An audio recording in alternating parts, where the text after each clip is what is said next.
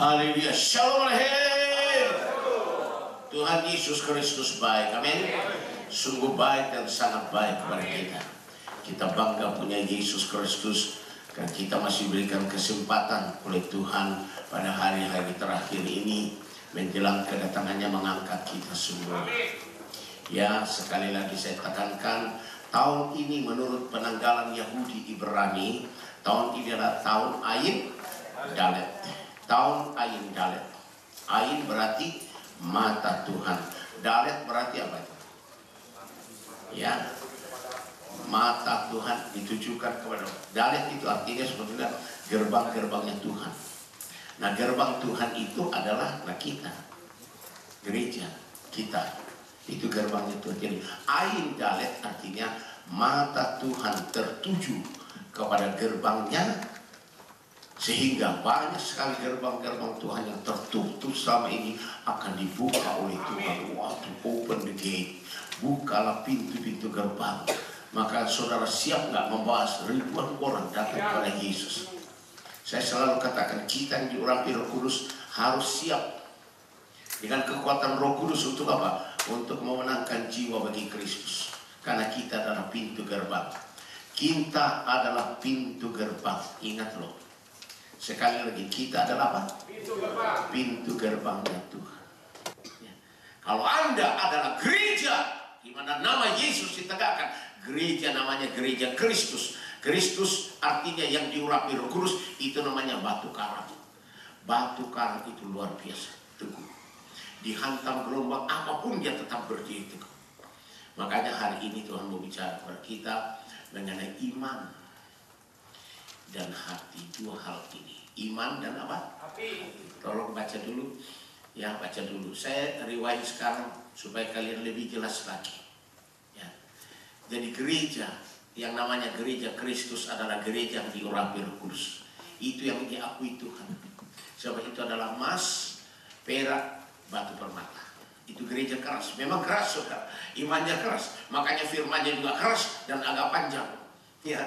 Ayo, doanya juga sama. Ya, kalau doanya di gereja, gereja pemulih itu doanya agak panjang-panjang, tapi kuasa. Untuk kalau dia terima kasih Tuhan, kau sudah sediakan makanan, terima kasih, amin. Bukan begitu. Ya, kita ini harus berdoa dalam roh dan kuasa. Ayo, mari kita baca dalam 1 Tesalonika. Maafkan, di dalam 1 Timotius 1 ayat 18. 1 Timotius 1 ayat 18. Ya, oke, sudah dapat. Ini penting. Saya sudah masuk dalam pengajaran yang penting ini, menerapkan tentang iman dan hati. Sebab inilah orang yang bisa masuk ke surga. Baca 2, 3. Tugas ini kuberikan kepadamu Timotius anakku, sesuai dengan apa yang telah dinubuatkan tentang dirimu, supaya dikuatkan oleh nubuat itu, engkau memperjuangkan perjuangan yang baik dengan iman dan hati nurani yang murni. Walaupun Timotius sudah dinubuatkan akan jadi seorang hamba Tuhan yang dipakai, tapi tidak otomatis jadi hamba Tuhan. Makanya Paulus sebagai guru rohaninya, ya, pembina rohaninya, bapak rohaninya, Timotius bilang begini, Timotius, sesuai dengan nubuatan yang kau sudah dapat itu, engkau harus memperjuangkan nubuatan itu dengan iman dan apa?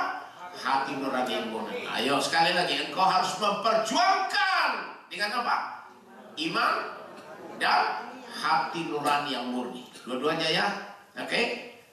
Setuju? Kalau sudah berarti saya harus berjuang dengan iman dan dengan hati nurani yang murni. Ayat 19. Beberapa orang telah menolak hati nuraninya yang murni itu, dan karena itu kandaslah iman mereka. Lihat saudara, iman bisa kandas. Iman bisa kandas karena hatimu jelek. Hatimu jelek, iman kandas. Walaupun engkau punya iman yang sempurna, bisa memindahkan gunung. Hebat, bisa pindahkan gunung. Waduh. Hai gunung tangkuran perahu, pindah lu. Wah, dipindah lu terbang dia. Tapi kalau hatimu jahat, tetap dicoret Tuhan. 1 1 Korintus 13 ayat yang kedua. Lihatlah iman yang sempurna saudara, tapi tetap tidak bisa masuk surga. Ditolak kalau hatinya jelek. Oke, apa kata Paulus? Baca 1 Korintus 13 ayat yang kedua. Sekalipun aku mempunyai karunia untuk bernubuat, dan aku mengetahui segala rahasia, dan memiliki seluruh pengetahuan, dan sekalipun aku memiliki iman yang sempurna untuk memindahkan gunung, tetapi jika aku tidak mempunyai kasih, aku sama sekali tidak berguna. Bayangkan semua karunia yang hebat, sekalipun aku mempunyai karunia untuk bernubuat, itu karunia bernubuat itu nomor 1 itu. Ya. Sudah punya karunia bernubuat. Dan aku mengetahui segala rahasia dan mempunyai dan memiliki seluruh pengetahuan atau ma'rifat, knowledge, pengetahuan dari Tuhan. Dahsyat kan? Ya. Dan sekalipun aku mempunyai iman yang sempurna yang dapat memindahkan bukit. Imannya sempurna memindahkan bukit, tetapi kalau tidak ada kasih, hati nurani jelek, tetap dicoret Tuhan. Bilang aku tidak kenal kamu, nyah daripadaku kamu pembuat kejahatan. Lihatlah saudara, yo jangan main-main soal hati loh. Jangan main-main tentang hati. Yudas Iskariot, seorang rasul dikasih karunia kuasa macam-macam, hatinya jelek, hatinya mata duitan, hatinya terikat sama uang, makanya dia suka mencuri uang. Yesus bilang, iblis anak kebinasaan lebih baik tidak dilahirkan. Itu Yudas Iskariot.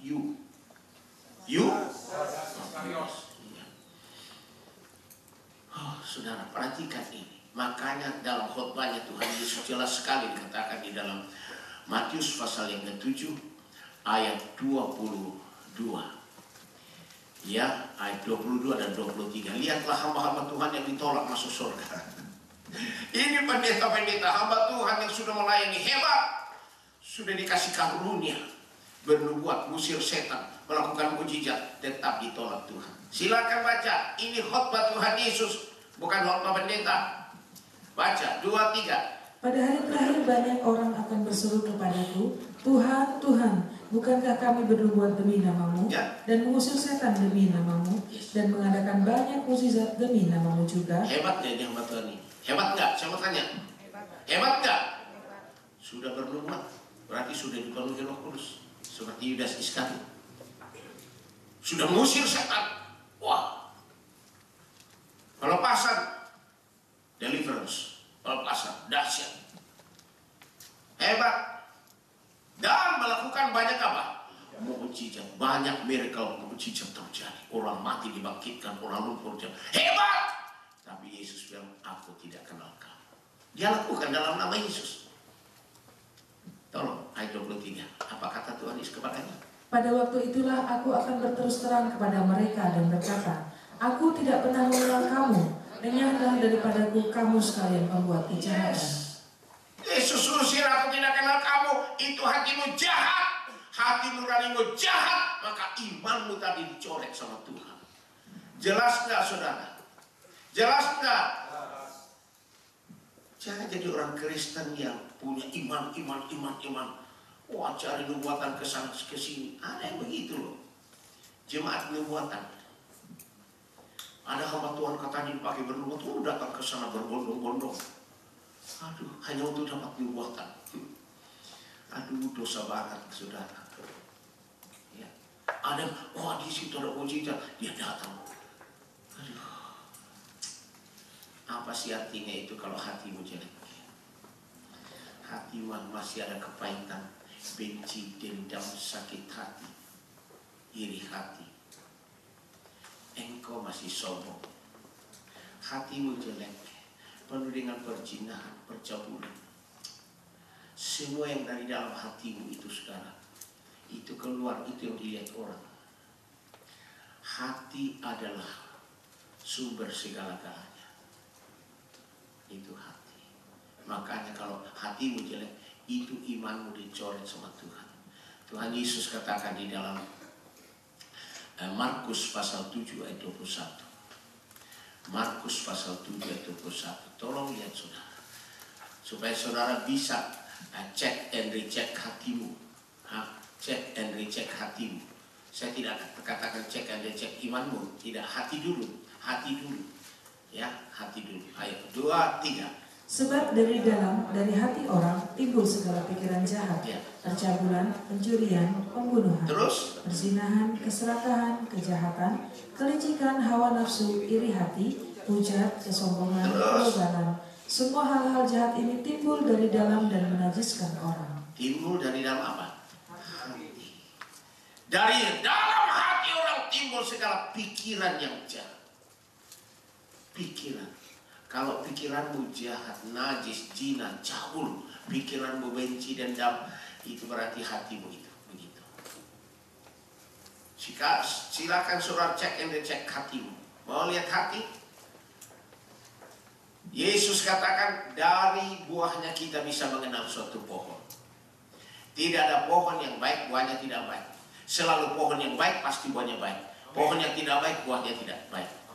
Pohon adalah hati. Buahnya itu adalah apa? Pikiran, ucapan, tindakan, kelakuan kita itu buah. Jadi hati ini adalah pohon. Hati adalah pohon. Kalau hatimu baik, buahnya juga baik. Kalau hatimu jelek, buahnya juga jelek. Dan Tuhan melihat hatimu.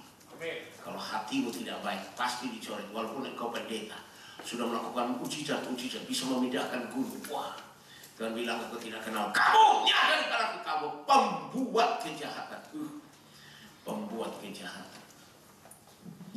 Tolong saudara, saya tidak berkhotbah hanya menyampaikan soal iman. Tapi hati. Itu dia. Berapa banyaknya orang Kristen, termasuk hamba Tuhan pendeta, yang hatinya jelek. Tuhan tahu hati kita, saudara. Tidak ada yang bisa tahu hati kita kecuali kita dan Tuhan. Ya. Dalamnya laut dapat diukur, tapi dalamnya hati siapa yang tahu? Suami tidak tahu hati istrinya, istri tahu hati suami walaupun hidup bersama. Maka hati ini adalah the inner life, hidup kita yang paling dalam, namanya hati. Tolong saudara, ini paling menentukan.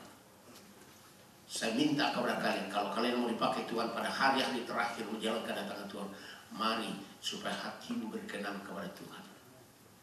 Yang bisa memulihkan hati kita hanya Roh Kudus. Amin. Amin.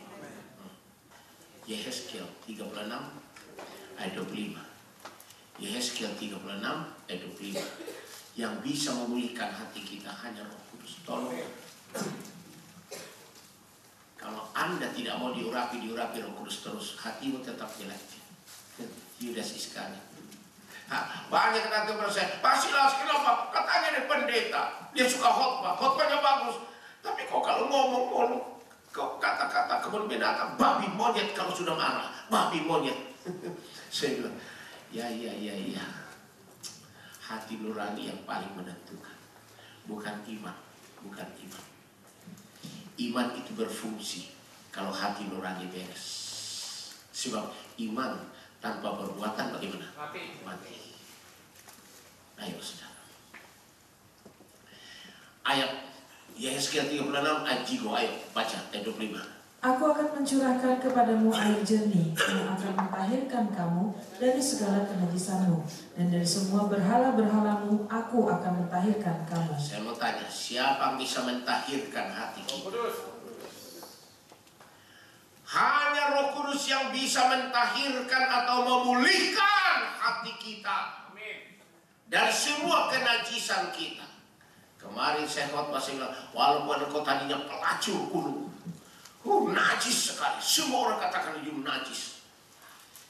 Ya, tapi hatimu berbalik kepada Tuhan seperti Maria. Maria orang paling berdosa, tapi waktu dia tahu Yesus datang, dia menangis di bawah kakinya Yesus, lalu dia ambil air matanya membasahi kaki Yesus. Dia ambil rambutnya Maria, dia pel. Ini rambut bagi wanita adalah mahkota. Jadi Maria mengambil rambutnya mahkota, dia jadikan pel, dia pel itu kakinya Yesus. Sesudah itu dia ambil tuh buli-buli berisi minyak narwastu yang asli. Dia tuangkan ke atas kepala, ke atas kakinya. Wah, bau semerbak. Itu tanda pengorbanan dari Maria. apa yang diperbuat Maria akan dikenang oleh semua orang. Saudara, perhatikan ini. Menurut tradisi orang Yahudi, kalau ada seorang gadis yang sudah bisa bekerja, dia kumpulkan itu uangnya, Lalu apa? Dia belikan minyak narwastu yang mahal harganya, yang murni. Untuk apa? Hari-hanya kalau dia menikah dia akan pakai itu. Mahal sekali. Ya, tetapi Maria tidak pakai waktu pernikahan. Dia pakai dituangkan di atas kakinya Yesus. Dia menangis. Dahsyat loh. Walaupun engkau adalah pelacur ulung jahat, orang katakan najis, tapi kalau hatimu kembali kepada Tuhan, maka Roh Kudus akan memulihkan hati. Amin. Amin. Amin. Hanya Roh Kudus yang bisa mentahirkan kita dari semua kenajisan kita dan dari semua berhala-berhala kita. Walaupun kau tadinya penyembah berhala, sering ke dukun-dukun, guna-guna, cima-cima, pepelet, sate, semua, bahkan engkau pasang susu-susu. Tapi kalau engkau hatimu berbalik ke Tuhan, maka Roh Kudus cabut itu, cabut seluruh itu, bebas. Amin. Hanya Roh Kudus yang bisa memulihkan hati kita, memulihkan hidup kita dari semua kenajisan kita, dari semua berhala-berhala kita. Ya, tapi hatimu harus berbalik kepada Tuhan dulu, harus berbalik kepada Tuhan. 2 Korintus 3 ayat 16. Silakan saudara, 2 Korintus 3 ayat 16. Ya, baca sama-sama. Tetapi apabila hati seorang berbalik kepada Tuhan, maka seluruh itu diambil daripadanya. Yes. Harus hati kita, hati lo, bukan badan. Hati percuma kau datang di gereja, ini tanpa hatimu tidak mau bertobat, percuma. Percuma. Anda kasih perpuluhan persembahan sekian triliun, kalau hatimu tidak berbalik kepada Tuhan, tetap dicoret Tuhan. Tuhan tidak bisa disogok. Ini hati ini, di inner life, manusia paling dalam ini hati. Harus berbalik kepada Tuhan. Sadarlah dan bertobatlah supaya dosamu dihapuskan, agar Tuhan mendatangkan kelegaan bagimu. Hati berbalik kepada Tuhan, barulah seluruh diangkat. Seluruh perjinahan, seluruh berhala-berhala, seluruh semua, pokoknya seluruh yang ke kita, itu akan dicabut Roh Kudus. Yang bisa mencabut semua seluruh itu hanya Roh Kudus. Ayat 17. Ayat 17. Baca. Sebab Tuhan adalah Roh, Yes. dan di mana ada Roh Allah, di situ ada kemerdekaan. Yes. Siapa yang bisa mencabut? Roh Kudus. Hanya Roh Kudus yang bisa mencabut, memerdekakan, baru kita merdeka. Ayo saudara. Maka saya bilang gereja yang diakui Tuhan, gereja yang itu adalah gereja Kristus. Kristus artinya diurapi, Kristus artinya batu karang. Gereja yang dibangun di atas batu karang, di atas Kristus yang diurapi, itulah gerejanya Tuhan. Alam mau tidak bisa menguasainya. Aduh, banyak gereja di dunia, banyak, terus terang. Tapi ada gereja namanya gereja kayu, rumput kering, jerami. Khotbah-khotbahnya singkat, praktis, ekonomis, sedikit berkumis. Kenapa? Mau cepat-cepat pulang supaya bisa cari restoran. Saudara, pilih mana? Kalau gereja pemulihan itu gereja yang cinta firman yang keras. Amin. Keras firmannya, benar. Sampai kuping jadi merah. Kadang-kadang perut masih keroncongan. Tapi puji Tuhan, bukan dari roti saja manusia dapat hidup, bukan dari capcay poyo kai saja manusia hidup, tapi setiap firman yang keluar dari mulut Allah. Nah, ini saya butuh. Amin. Amin. Itu masa dengar di firman Tuhan udah lewat kan sulit jodoh sama sekali. Pendeta banyak kali nih tuh, nanti restorannya tutup nih, nanti makanannya habis tuh. Itu bertuhankan perut namanya, itu bertuhankan perut. Tuhan lihat hati kita loh. Lihat hati kita. Maka saudara-saudara, hanya Roh Kudus yang bisa memulihkan hati kita. Amin. Sehingga kita punya hati yang baru, roh yang baru tadi. Yehezkiel 36 ayat 26. Baca sama-sama. 2, 3. Kamu akan kuberikan hati yang baru Yes. dan roh yang baru di Ya. dalam batinmu. Dan aku akan menjauhkan dari tubuhmu hati yang keras dan kuberikan kepadamu hati yang taat. Siapa yang bisa mengubah hati tadi? Hati yang keras bisa diubah Tuhan menjadi hati yang baru, hati yang taat, hati yang lemah lembut. Itu namanya karakter Kristus. Karakter Kristus itu lemah lembut dan rendah hati. Itu karakternya Kristus. Lemah lembut dan rendah hati. Ya, hanya Roh Kudus yang bisa mengubah hati kita. Amin. Menjadi hati yang lemah lembut dan rendah hati. Yes. Baca di mana itu? Matius 11 ayat 29. Matius 11 ayat 29. Ya, apa kata Tuhan Yesus? Ayat 28 dulu lah supaya kalian tahu sambungannya ya. Ayat 28 dulu. Marilah kepadaku semua yang letih, lesu, dan berbeban berat. Aku akan memberi kelegaan kepadamu. Kalau hatimu beres, hatimu adalah hati Kristus yang lemah lembut dan rendah hati. Percayalah, semua orang akan datang kepadamu, konseling kepadamu. Banyak sekali konseling. Orang yang mau konseling datang kepadamu dan dia dipulihkan. Karena hatimu hati Kristus, lemah lembut, rendah hati. Makanya Yesus kata, marilah kepadaku hai kamu yang letih, lesu dan berbeban berat. Aku akan berikan kelegaan. Terus ayat 29 baca. Pikulah kuk yang kupasang dan belajarlah padaku. Yes. Karena aku lemah lembut dan rendah hati. Dan jiwamu akan mendapat ketenangan. Yesus bilang, hatiku lemah lembut dan rendah hati. Baru jiwamu tenang. Gimana mau jadi hamba Tuhan kalau kasar?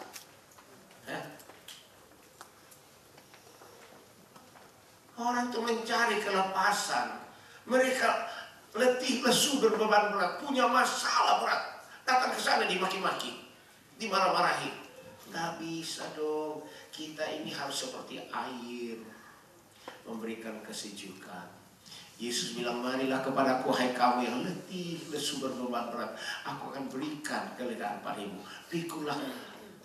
Pikulah salibmu dan belajarlah kepadaku. Karena aku lembut dan rendah hati. Aduh.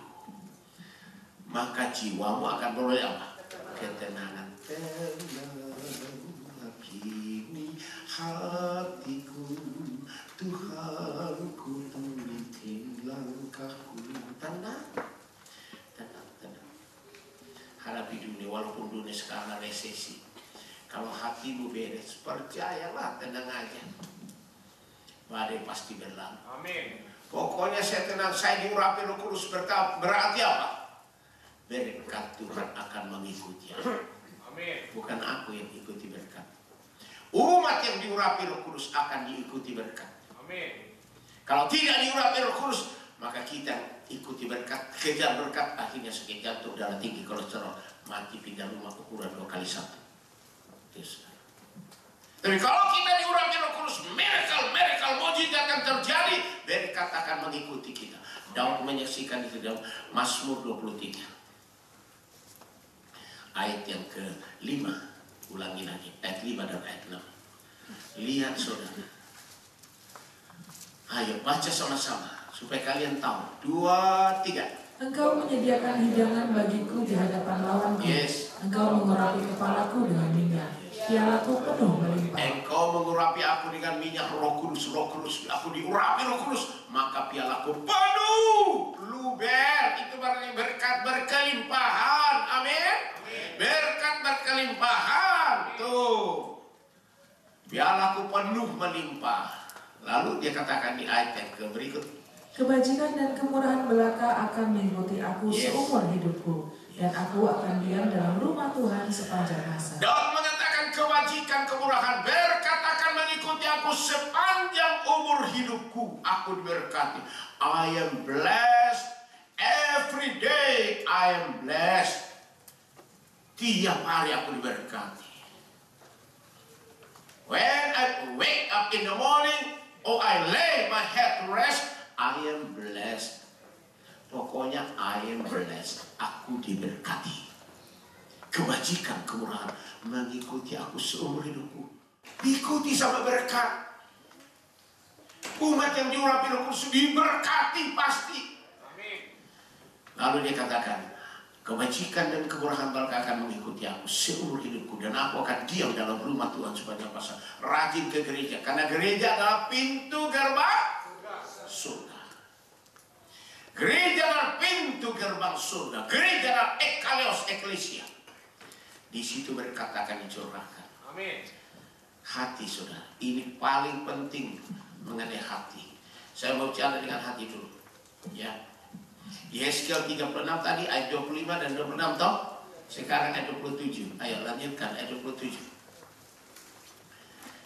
Ya, ayat 27. Rohku akan kuberikan diam di dalam batinmu, dan aku akan membuat kamu hidup menurut segala ketetapanku, dan tetap berpegang pada peraturan-peraturanku dan melakukannya. Lihat, kenapa banyak orang Kristen tidak tahu firman, lupa firman, dan selalu melanggar firman? Kenapa, saudara? Karena mereka tidak mau diurapi Roh Kudus. Tapi kalau kita diurapi Roh Kudus akan mengubah hati kita tadi dari hati yang jahat menjadi hati yang baik, dari hati yang keras menjadi hati yang lembut. Dipulihkan Roh Kudus, lalu dikatakan di sini, Roh Kudusku akan kuberikan diam di dalam hatimu, dan aku akan membuat kamu hidup menurut segala firmanku, dan tetap berpegang pada firmanku dan melakukan firman. Yang bisa membuat kita ingat firman, pegang firman, setia firman, melakukan firman, taat firman, hanya Roh Kudus. Amin. Saya Kristen dari kecil, karena nenek saya, kakek saya Kristen, papa mama saya Kristen. Saya Kristen dari kecil, namanya Sunday School, sekolah minggu. Tapi dosa terus jalan. Saya bilang, apa bedanya saya dengan orang yang bukan Kristen? Orang bukan Kristen sama, jahat. Saya juga jahat, karena saya belum diurapi Roh Kudus. Tetapi sesudah saya diurapi Roh Kudus tahun 1969 saya diurapi dengan Roh Kudus. Di situ Roh Kudus mulai memproses saya. Diproses seperti emas dan perak, seperti batu permata. Diproses terus, diproses. Aduh, puji Tuhan. Kadang-kala mau menurut, tapi Tuhan katakan maju terus. Jangan keluar dari visi ini. Maju. Jadi hamba Tuhan, sudah masih terus diproses. Oh, sampai ada pendeta, Silas, jangan pergi Silas. Silas itu belajar hipnotis di Amerika. Waktu dia ke Amerika itu belajar hipnotis, sehingga kalau dia berdoa orang rebah-rebah. Dia khotbahin di gerejanya loh, gereja besar. Saya bilang, Tuhan berkati dia. Oh, kalau dulu sih siapa itu? Ayo saudara, hanya Roh Kudus yang bisa mengubah hati. Amin. Sehingga hati kita selalu ingat firman, pegang firman, lakukan firman dengan setia. Amin. Itu di hati. Saya bersyukur sudah 40 tahun itu, sampai saya jadi seorang penginjil, seorang masuk desa, dusun, kampung, kota, terus melayani di Indonesia, ke Eropa, ke Amerika, ke Australia, ke Kanada. Waduh, saya melihat dahsyat luar biasa itu. Roh Kudus bekerja, sudah. Amin. Semua itu karena Roh Kudus, hanya Roh Kudus. Ya. Saya minta kalian nanti ini sampaikan kepada orang Kristen, termasuk pendeta-pendeta. Kalian ingat pendeta, ya, supaya mereka semua bertobat dan membuka hati untuk menerima urapan Roh Kudus. Sampaikan, ya, supaya mereka punya hati dipulihkan. Ya, harus dipulihkan Roh Kudus. Kalau hati tidak dipulihkan, itu tidak ada gunanya. Sebab saudara, Tuhan akan menghakimi hati. Coba baca Wahyu 20 ayat 13. Wahyu 20 ayat 13. Saya masih bicara soal hati, ya. Hati dulu ya, nanti kalau iman gampang itu iman. Hati dulu, kalau hati beres, semua beres. Percayalah, semua beres. Keluarga beres, suami beres, istri beres. Tidak ada kuntilanak, tidak ada Dracula, tidak ada. Pasti tidak ada namanya kumpul kebo, tidak ada 7-Eleven, tidak ada selingkuh. Ayo, Wahyu 20 ayat 13, baca sama-sama. 2, 3. Maka laut menyerahkan orang-orang mati yang ada di dalamnya, dan maut dan kerajaan maut menyerahkan orang-orang mati yang ada di dalamnya, dan mereka dihakimi masing-masing menurut perbuatannya. Mereka dihakimi apa? Masing-masing. Menurut apa? Masing-masing. Suami sendiri, istri sendiri, saya sendiri, ibu sendiri, anak sendiri. Masing-masing, tidak ada perkeluarga. Penghakiman Kristus masing-masing. Tidak ada istilah satu keluarga. Tuhan Yesus sudah mengajarnya, jikalau kamu tidak membenci ayahmu, ibumu, saudaramu laki-laki, saudaramu perempuan, bahkan nyawamu tidak layak masuk surga. Loh, itu berarti apa? Saya harus mengasihi Yesus di atas segala-galanya. Yesus katakan kepada Simon, Simon anak Yohanes, apakah engkau mengasihi aku lebih dari saudara-saudaramu? Simon bilang, ya Tuhan, engkau juga tahu aku mengasihi engkau. Yesus bilang, gembalakan domba-domba. Kalau Anda mau jadi gembala, engkau harus mengasihi Yesus lebih dari ayahmu, ibumu, suamimu, istrimu, anak-anakmu, lebih dari cucumu, lebih dari uangmu, lebih dari segala-galanya. Dengar. Yesus di atas segala-galanya. Itu dia, saudara. Saya mohon supaya kalian pastikan masing-masing. Tidak ada yang wakili. Tidak ada yang wakili. Sebab nanti Tuhan akan menghakimi kita semua. Roma 2 ayat 16. Lihat di sini, saudara. Inilah penghakiman yang paling terakhir diuji oleh Tuhan. Ini ujian paling akhir menentukan kita masuk surga atau masuk neraka. Ini nih, tolong ya, semua catat dan semua nanti baca sama-sama. Yang keras, 2, 3. Hal itu akan nampak pada hari bila mana Allah sesuai dengan Injil yang kuberitakan akan menghakimi segala sesuatu yang tersembunyi dalam hati manusia oleh Kristus Yesus.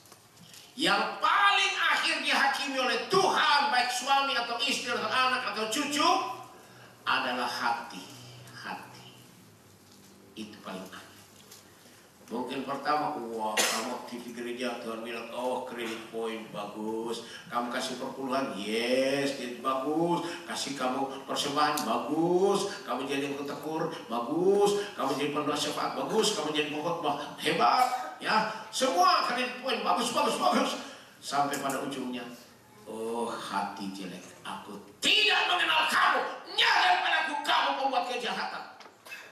Walaupun Anda berseru, Tuhan, bukankah di nama Tuhan kami sudah bernubuat? Yes. Bukankah di nama Tuhan kami sudah mengusir banyak setan? Yes.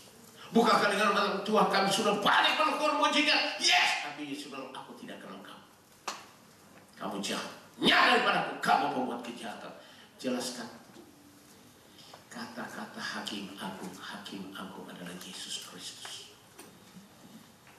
Tolong saudara, ini hari-hari terakhir. Kita sedang diuji, sedang disaring oleh Tuhan. Apakah kita masuk kelompok domba atau kelompok kambing?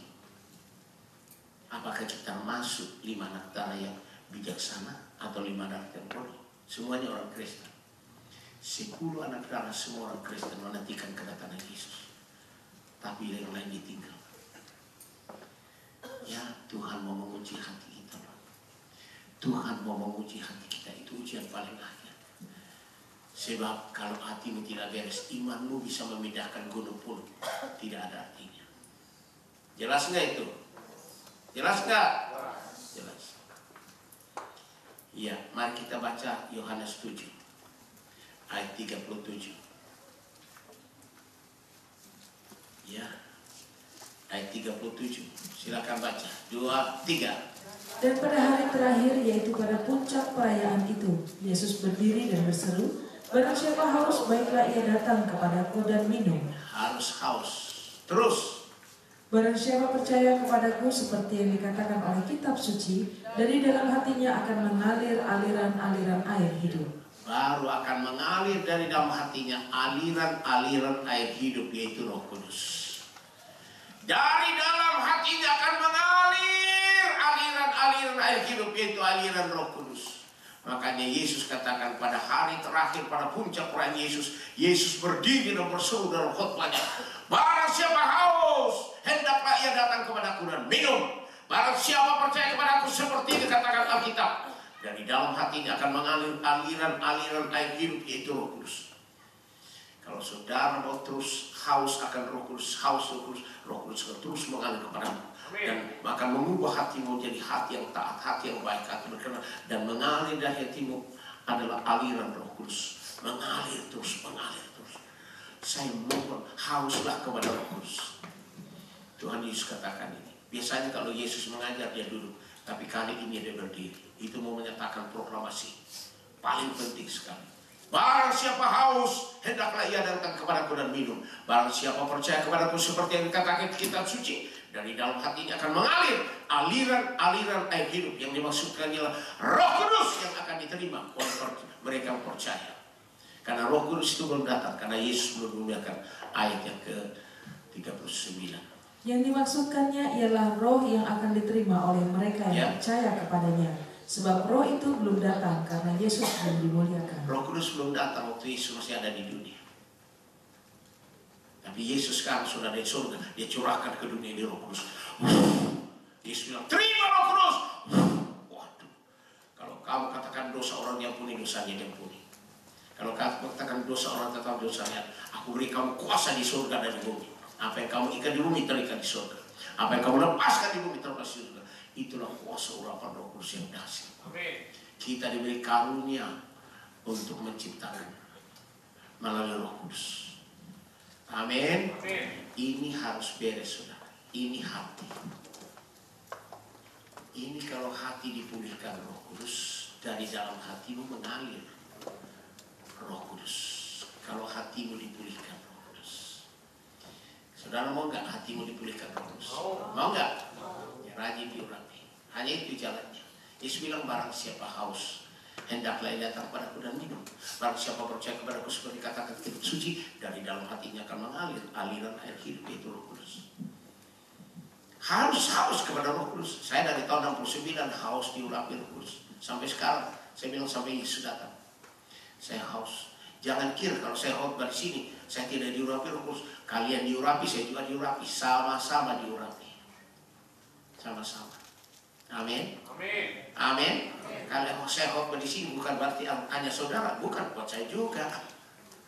Karena firman itu roh. Firman itu roh. Yohanes 6 ayat 63. Firman itu roh. Baca. 2, 3. Rohlah yang memberi hidup, daging sama sekali tidak berguna. Perkataan-perkataan yang kukatakan kepadamu adalah roh dan hidup. Firman Tuhan itu roh, bukan sejarah, bukan ilmu pengetahuan sains. Ini roh, ini firman itu roh. Kalau tradisi itu bikinan nenek moyang, kalau firman itu Allah sendiri, roh. Kalau sudah, maka cintailah firman. Kurenungkan firman-Mu siang dan malam. Berbahagialah orang yang merenungkan firman Tuhan dan siang malam. Apa sayang diperbuatnya berhasil Tuhan. Dia akan seperti pohon yang ditanam di sungai, yang selalu daunnya hijau dan berbuah pada musimnya. Apa sayang diperbuat tangannya berhasil Tuhan. Makanya cintai itu firman surat. Siapa di sini yang tidak merenungkan firman Tuhan tiap hari? Anda tidak merenungkan firman Tuhan, Tuhan bilang, aku tidak kenal kamu, berarti kamu belum dipulihkan Roh Kudus. Kalau kita dipulihkan Roh Kudus, hati kita dipulihkan Roh Kudus, pasti kita cinta firman. Amin. Kita haus akan firman. Percaya. Saya bangun pagi-pagi, saya tidak makan kalau saya belum makan firman dulu. Bangun pagi-pagi, saya baca firman dulu. Sudah baca firman baru siap. Yesus bilang apa? Bukan dari makanan saja, roti saja manusia dapat hidup, tapi dari setiap firman yang keluar dari mulut Allah. Nomor 1 firman, makanan rohani. Karena firman adalah roh. Amin. Tolong perhatikan saudara. Siapa di sini kalau bangun pagi langsung ambil roti, langsung makan, bagus banget lu. Kamu ini bertuhankan perut. Filipi 3, bertuhankan perut. Sampai Roh Kudus menangis. Banyak orang Kristen membuat Roh Kudus menangis. Sampai Paulus bilang, aku menangis. Banyak orang Kristen ini seteru salib Kristus. Tuhan mereka adalah perut mereka. Bertuhankan perut. Kemuliaan mereka adalah air bagi mereka. Filipi 3 ayat 18. Dengar, hai yang punya telinga hendaklah mendengar kata Roh.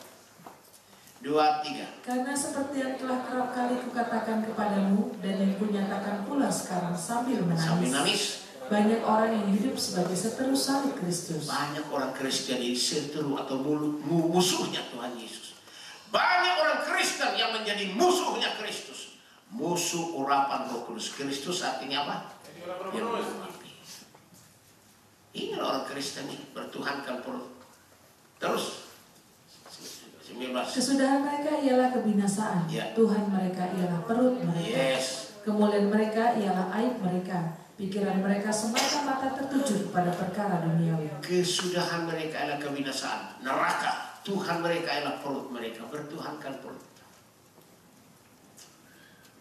Ini yang bikin Roh Kudus menangis dalam Paulus. Menangis. Kemuliaan mereka ialah aib mereka. Aib itu berarti mempermalukan. Pikiran mereka semata-mata tertuju pada perkara dunia. Duniawi. Aduh. Langit dan bumi akan lenyap. Jangan menukar keriaan surga dengan sepiring kacang merah. Dengan kenikmatan dunia yang sekejap. Umurmu paling tinggi sekarang 90 tahun. Itu paling tinggi. Sekarang polusi berarti kurang dari 90 tahun. Kurang. Apalagi kedatangan Tuhan sudah dekat sekali. Sudah diambang pintu. Saya sangat, kalau Roh Kudus bilang ke saya, siap, aku segera datang. Terima kasih Tuhan. Itu yang mendorong saya maju terus, mau melayani terus. Ya, mau melayani. Ya, saya mau melayani terus sampai Yesus datang. Amin. Itu saja. Ya. Jangan sampai kita bertuhankan perut saudara. Ada orang begitu saudara. Waduh, lebih baik makan daripada ke gereja.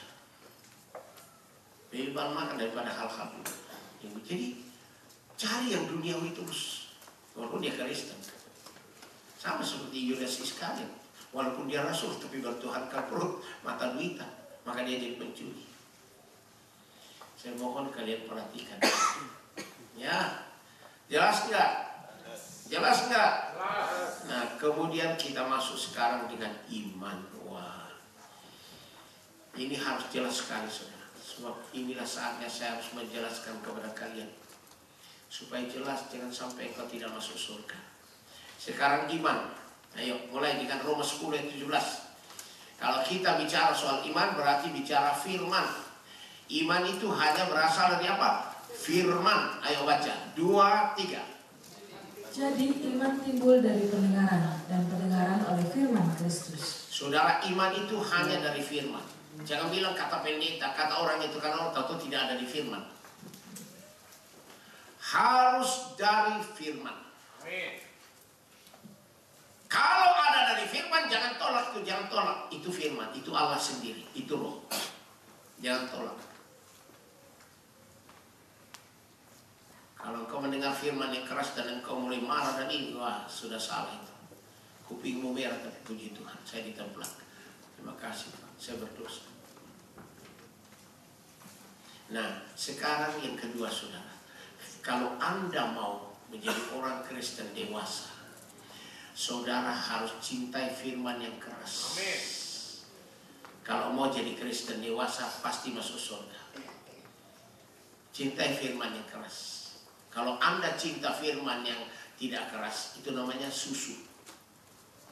Ibrani 5 ayat 11 sampai 13. Ini namanya firman susu. Firman susu itu yang enak-enak, singkat, lucu-lucu, bikin ketawa, memuaskan daging. Waduh, senang ini pendeta ini. Pendeta ini kalau khotbah tidak panjang, singkat, tapi dulu lucu-lucu loh, lucu-lucu. Imanmu iman lucu dong. Ayo baca. 2, 3. Tentang hal itu banyak yang harus kami katakan, tetapi yang sukar untuk dijelaskan, karena kamu telah lamban dalam hal mendengarkan. Ini namanya Kristen yang lamban mendengar firman. Kenapa? Imannya susu. Terus. Sebab sekalipun kamu ditinjau dari sudut waktu, sudah seharusnya menjadi pengajar. Kamu masih perlu lagi diajarkan asas-asas pokok dari pernyataan Allah, dan kamu masih memerlukan susu, bukan makanan keras. Ditinjau dari segi waktu harusnya jadi pengkhotbah, pengajar firman yang bagus. Ternyata itu sudah 50 tahun jadi orang Kristen. Senangnya firman susu, mie cucu. Kalau ada pendeta khotbah keras, jangan undang dia lagi. Wah, gak cocok tuh. Ayo saudara. Siapa di sini yang tidak senang firman keras? engkau adalah mie cucu. Dan orang Kristen begini saudara, percayalah dia murtad. Pada saat tantangan datang murtad. Coba baca kopnya di atas, kopnya saudara. Ya, di atas ayat 11. Apa itu? Peringatan supaya jangan murtad. Ya, peringatan supaya apa? Jangan murtad. Nah, yang murtad ini yang punya iman susu, anak kecil, ditinjau dari segi waktu sudah puluhan tahun jadi Kristen, tapi senangnya firman yang susu terus. Nggak mungkin ada datang tantangan, pasti kau menyangkal Yesus. Maka saya khotbah saudara di Aceh, di Lok Semawe. Keras khotbahnya. Datang ibu ini, inang-inang. Pak Pendeta tolong doakan suami kami itu. Kenapa suami?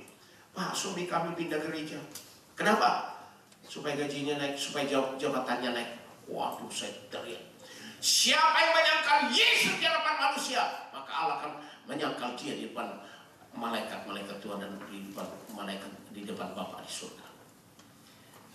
Bayangkan namanya Petrus, Yohanes, Yakobus, Silas, tapi agamanya sudah lain. Sudah lain. Itu dari mana itu?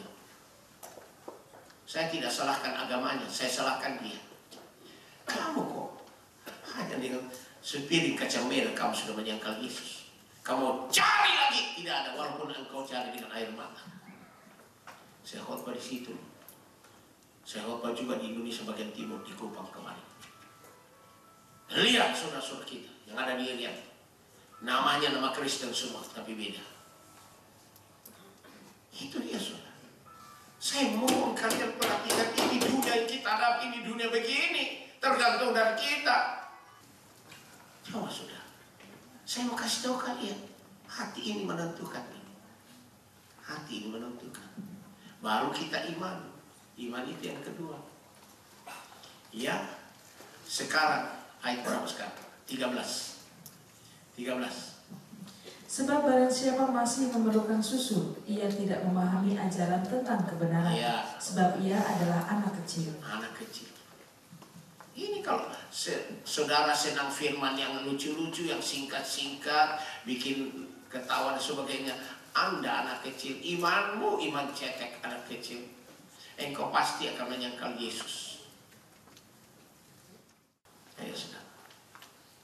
Nah ini yang Tuhan cari sekarang. Ini namanya orang Kristen akan diangkat. Ayat 14, tolong baca. Ini yang bisa bertahan sampai hatimu setialah. Sampai setia. Ayo baca.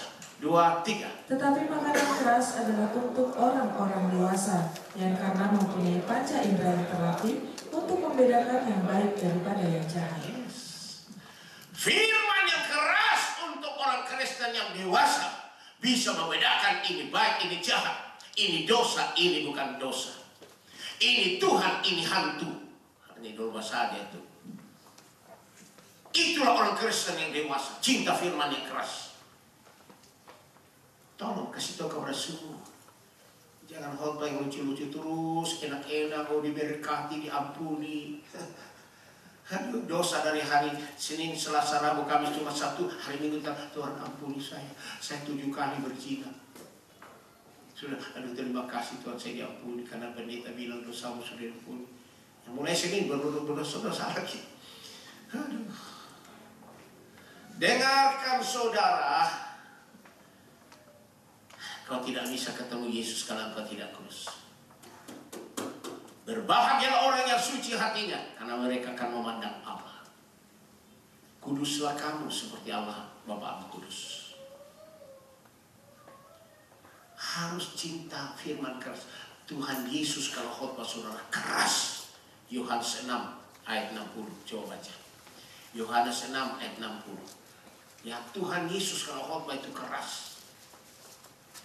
Yesus diurapi Roh Kudus, maka khotbahnya keras. Ayo baca sama-sama. Sesudah mendengar semuanya itu, banyak dari murid-murid Yesus yang berkata, perkataan ini keras, siapakah yang sanggup mendengarkannya? Firman yang disampaikan oleh Tuhan Yesus keras. Murid-muridnya, ribuan murid Yesus yang mendengar, karena baru dikasih makan 5 ketun roti 2 ekor ikan. 5.000 laki-laki, belum perempuan, belum anak-anak. Lalu dia ikut cari dari Yesus. Kenapa? Ketemu sama Yesus. Rabi guru, kami cari engkau sekarang berkatamu. Yesus bilang apa? Hei, kamu mencari saya bukan karena mujizat itu kan? Kamu mencari saya karena kamu kenyang. Bertuhankan perut. Yesus kalau ngomongnya langsung, tidak teling alih-alih, langsung dia. Kamu cari saya bukan karena mujizat, tapi karena kamu kenyang.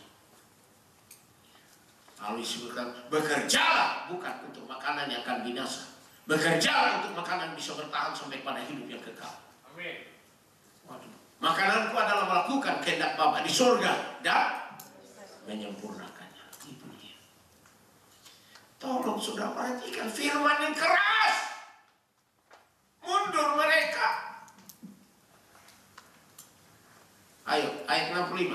Baca. Lalu ia berkata, sebab itu telah kukatakan kepadamu, tidak ada seorang pun dapat datang kepadaku kalau Bapa tidak mengaruniakannya kepadanya. Tidak ada memaksa-maksa kalau Bapak tidak kirim tetap. Sekarang 66. Ayo, 6. Yohanes 6 ayat 66. Jadi 6. Ini pasti murtad. Ayo baca. 2, 3. Mulai dari waktu itu banyak murid-muridnya mengundurkan diri dan tidak lagi mengikut dia. Mundur semua. Yang ribuan orang ikut Yesus, tidak tahan firman yang keras, lalu mundur semua. Siapa yang tahan mundur? Tinggal 12 murid. Apakah Yesus katakan, oh sorry, I'm so sorry, sekarang saya salah khotbah. Ayo mari datang, nanti tidak ada perpuluhan, tidak ada persembahan, nanti rugi. Ayo datang semua, datang lagi. Yesus tidak ngomong begitu. Yesus masih menantang 12 muridnya yang tinggal. Apakah kamu pergi juga? Go out! Ayat 67, tolong baca, yang keras. Maka kata Yesus kepada ke-12 muridnya, apakah kamu tidak mau pergi juga? Yesus masih menantang 12 murid, tinggal 12 loh. Apakah kamu pergi juga? Silakan. Yesus tidak melihat dari kuantitas jumlah. Yesus lihat dari kualitas. Yesus melihat iman yang quality. Iman yang quality, bukan iman karena kuantitas banyak orang. Percuma anggotanya sekian ribu, tapi imannya semua iman anak kecil. Tinggal 12 orang yang cinta firman yang keras. Yesus menantang terus. Hanya firman yang keras yang menaruh hidup yang kekal. Ayat 68, ayo baca yang keras. Jawab Simon Petrus kepadanya, Tuhan, kepada siapakah kami akan pergi? Perkataanmu adalah perkataan hidup yang kekal. Firman-Mu yang keras adalah hidup yang kekal. Amin. Amin. Itu dia. Kemana lagi kau pergi? Coba sekarang. Saya mau supaya kalian perhatikan firman.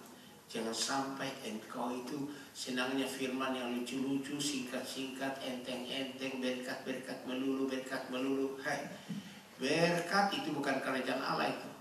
Uang, saham, kekayaan, harta benda, warisan itu bukan kerajaan Allah. Emas, perak, berlian bukan kerajaan Allah. Karena semua itu akan lenyap.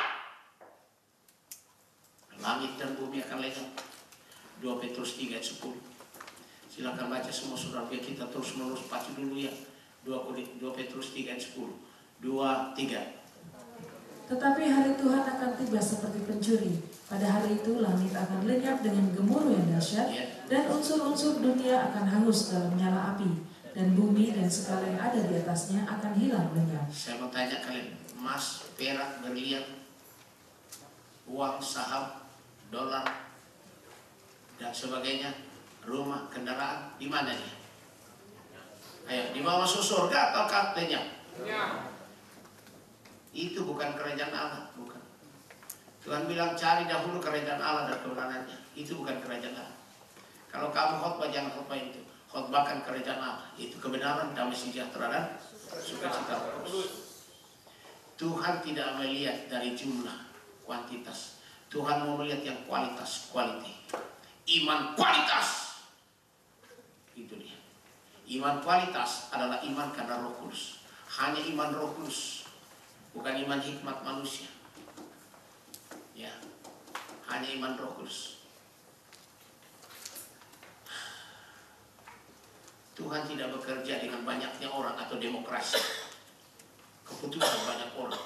Yesus bekerja dengan teokrasi. Teokrasi berarti keputusan Tuhan, sendiri Tuhan. Itu dia. Kalau demokrasi berarti banyak orang. Makanya masih banyak. Pak Silas kenapa? Ini banyak orang bilang, kebanyakan bilang katakan. Saya tidak mau langsung dengan itu. Kebanyakan. Imanmu ini demokrasi. Saya mau cari kehendak Tuhan. Kalau kehendak Tuhan katakan iya, kalau tidak. Walaupun kamu bilang begini. Ya, jangan saudara mau iman banyak orang. Tadi 5.000 orang laki-laki. Mundur semua tinggal 12. Teokrasi keputusan Tuhan. Ternyata dari 12 orang, satu masih gagal. Siapa? Yudas. Bayangin saudara, tinggal 11. Ayo saudara, saya mau tantang kepada kalian. Kalau mau masuk surga, sempit jalan ke surga. Sedikit orang masuk. Anda tidak masuk surga berarti Anda akan masuk dalam kekekalan yang kekal, namanya lautan api dan belerang. Itulah neraka. Saya tidak mau kehilangan di surga lalu masuk ke situ. Tolong saudara, ikuti Tuhan. Amin. Tahu tidak khotbahnya Yohanes Pembaptis itu khotbahnya keras. Kalau Yohanes Pembaptis khotbah, luruskan jalan bagi Tuhan. Wah, dahsyat. Kita berdoa. Semua berdoa.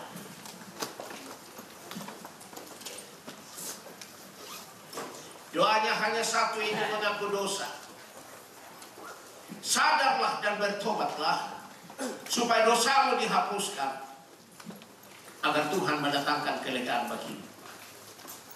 Sadar sudah dan bertobat. Silakan ambil kesempatan ini. Engkau mulai berdoa mengaku dosa. Tidak usah panjang-panjang, hanya mengaku dosa saja, karena engkau sadar keluar dari dalam hatimu yang tulus. Akui dosamu, supaya Roh Kudus mau memulihkan hatimu menjadi hati yang baru dan roh yang baru, supaya imanmu berfungsi 100%.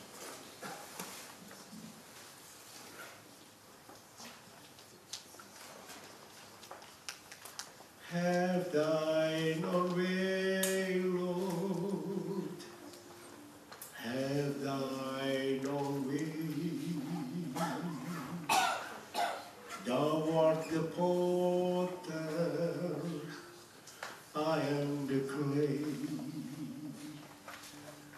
Mold me and make me after thy will. While I am waiting, yielded and still.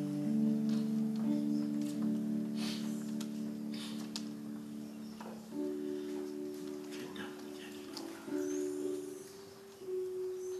Bentuk aku sesuai rencana. Aku ini tanah liat, engkau bajunganku. Bentuk aku sesuai dengan kehendak.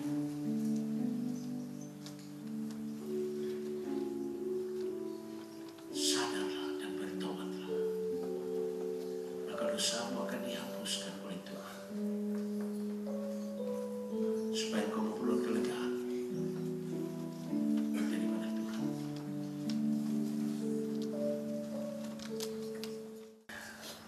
Katakan kepada Tuhan Yesus saat ini, dan keluar dari hati yang tulus. Pada saat hatimu berbalik kepada Tuhan, maka seluruh itu akan dicabut Roh Kudus. Karena di mana ada Roh Kudus, di situ ada kemerdekaan. Katakan, Tuhan Yesus Kristus, saya bersyukur, kasih karunia mengampuni semua salah dan dosa saya, membasuh saya oleh darah Tuhan Yesus. lebih putih dari salju, menyucikan, menguduskan saya oleh Roh Kudus, layak menerima urapan yang baru dari Roh Kudus dalam kebaktian ini. Saudara, angkat kedua tanganmu ke atas, tengadah ke surga. Tutup matamu supaya kau bisa konsentrasi kepada Tuhan Yesus. Pusatkan hatimu hanya kepada Tuhan Yesus. Tuhan melihat hatimu, apakah benar-benar terpusat kepada Tuhan Yesus, maka Tuhan Yesus Kristus akan mengurapi engkau dan aku dengan Roh Kudus-Nya. Katakan, Tuhan Yesus Kristus, kami datang kepadamu sehati. Dalam nama Tuhan Yesus Kristus, kami haus, kami rindu sekali menerima urapan baru dari Roh Kudus dalam kebaktian ini. Kami mohon Tuhan Yesus Kristus, curahkanlah Roh Kudus turun ke atas kami bagaikan tiupan angin yang sangat kencang, bagaikan lidah-lidah api hingga ke atas kami, membaptis kami, memenuhi kami, mengurapi kami dengan urapan Roh Kudus yang terbesar, yang tidak terbatas, memulihkan kami, memberi kami kuasa jadi saksi Kristus, hidup dalam kelimpahan sekarang ini sampai Tuhan datang. Dalam nama Tuhan Yesus Kristus, haleluya, haleluya. Silakan saudara berdiri di hadapan Tuhan Yesus. Jangan berbicara satu dengan yang lain, jangan berbicara satu dengan yang lain. Saudara hanya berbicara kepada Tuhan Yesus dalam doa. Pusatkan pikiranmu, hatimu kepada Tuhan Yesus. Angkatlah kedua tanganmu ke atas. Angkat kedua tanganmu ke atas kepada Tuhan Yesus Kristus. Sebab Dialah yang akan mengurapi kita dengan urapan Roh Kudus yang terbesar yang tidak terbatas. Terima kasih Roh Kudus Tuhan, Engkau sudah hadir memenuhi tempat ini. Ya, api Roh Kudus menyala-nyala berkobar-kobar di dalam ruangan ini. Mari Roh Kudus, dalam nama Tuhan Yesus Kristus, ambil alih Roh Kudus, layanan urapan Roh Kudus, ambil alih Roh Kudus, dalam nama Tuhan Yesus Kristus. Ya,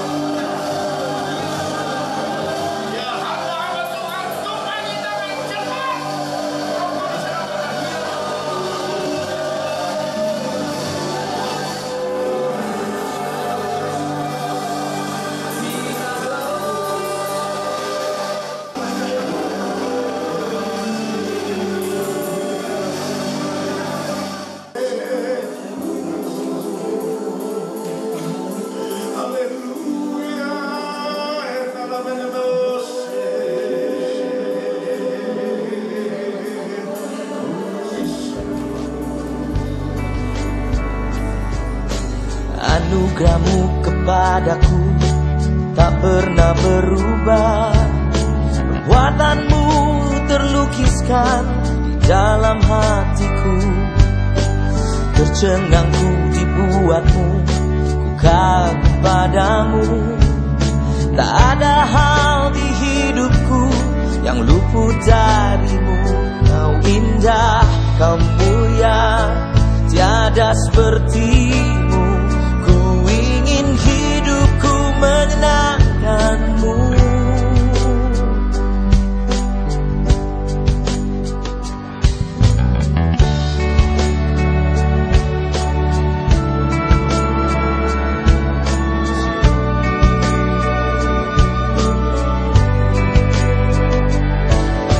Kau terawal dan terakhir, pencipta segalanya. Seluruh bintang pun bersinar oleh ucapan-Mu. Engkau pun mengasihiku, penulis hidupku. Tak henti segenap nafasku, menyembah-Mu selalu. Ku puji, ku sembah, tiada seperti-Mu.